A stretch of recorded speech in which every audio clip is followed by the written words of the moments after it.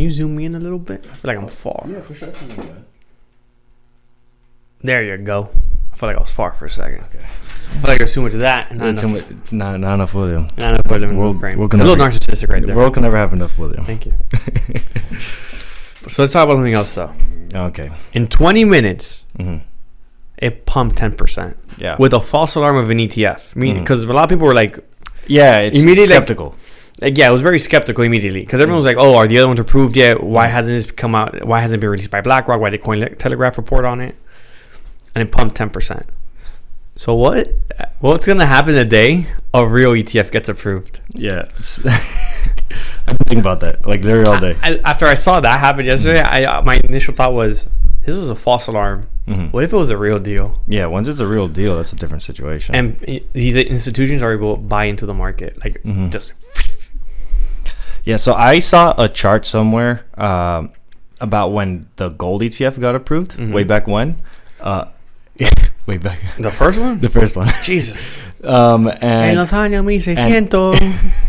And it pumped up like when it got approved. Oh, yeah. And then it kind of traded a little bit sideways, still a little like Of course. positive, but then it was like a few like months later, a few weeks, I want to say, close. That it like went parabolic. So the parabolic happens, I'm assuming, because at that point, it's just on every, like anywhere someone could buy the ETF, everyone's just like, oh, we want more gold, we want more gold.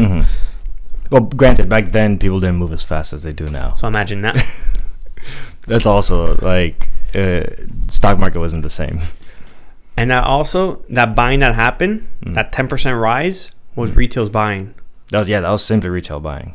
That was just people like, oh, big money's gonna get in here now. Like, we gotta buy now before the big money comes. That wasn't the big money being injected. Yeah, no, that wasn't the new money from the institutions. The institutions. So I saw if I'm not mistaken, it was a tweet by Michael Saylor. I just saw this tweet, and they were kind of talking about how depending on how much is injected into the market, to the Bitcoin essentially, how much should it rise? So the numbers being floated is 10x. Okay, that's a big float. 10x from the current price. From current price, okay, that's the 260, something like that, 280, something like that. It should be 10. Well, right, yeah, 280 right now. It should be 10x. Okay, the price at like, now I don't know if it was a top end, but like that's what it can get to. That's where it should float around for a while. Is 10x the price once an ETF is approved. Essentially. Well, okay. So here's like the nuances, caveats that I'm curious about.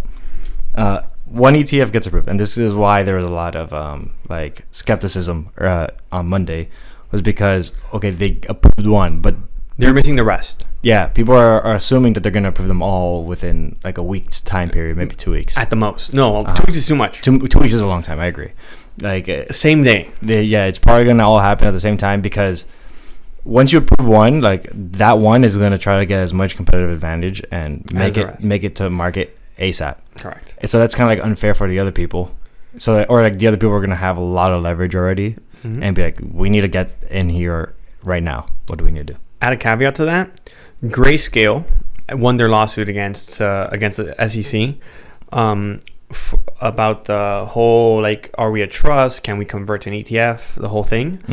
They lost that. This judge said you can't be denying them for the same reasons anymore. You got to come up with a real reason to deny them, or you got to prove it, essentially. Grayscale lost or? Oh, won that. The SEC lost. Okay. Was that you? Yeah, that was me. Okay. So last Friday was also the last day the SEC could appeal that decision, and they didn't do it.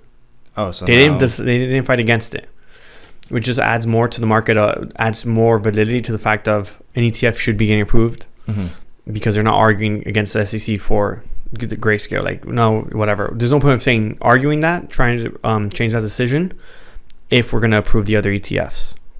I see. So like the working theory is that since they didn't ask for the extension, not an extension, an appeal on the judge's saying, ruling, then it's probably because they don't plan on fighting it. They don't plan on fighting at least the grayscale on the whole debacle. They're just going to make whatever comes. Okay. So that's like... To add, they're also working with all these institutions back and forth on what's missing from their applications. Like, if I'm not mistaken, ARC was their decision was delayed. Yeah, to like January. Yeah, I think is what we said.